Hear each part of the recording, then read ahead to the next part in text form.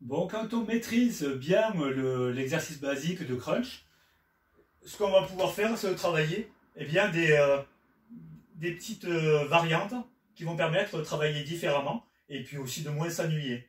Donc il va y avoir justement le, le petit croisé qui va faire qu'on travaille un petit peu les obliques aussi en même temps.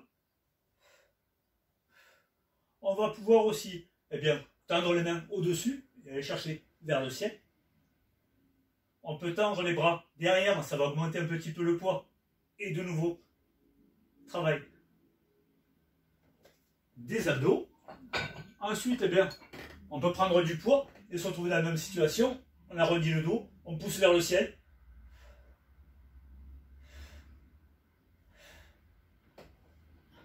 Après, on peut aussi tendre les jambes, travailler pareil, en abdos, écarter un peu plus.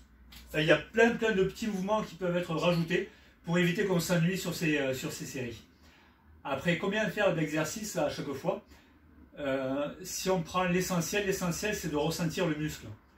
Donc en faire 50 pour en faire 50 et mettre des coups de tête ou des coups d'épaule, ça ne sert pas à grand chose.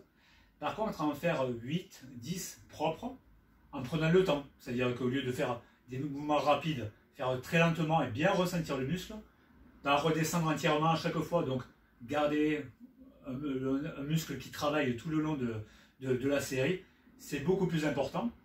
Et ensuite, le nombre de séries, il ne faut pas non plus se retrouver en situation où ça devient un calvaire.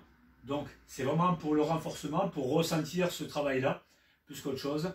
Donc, on va dire entre 6 et 10 séries, ça suffit amplement pour commencer à s'y remettre. Et après, ça dépend si c'est un travail spécifique, parce qu'on a un sport à la limite où on demande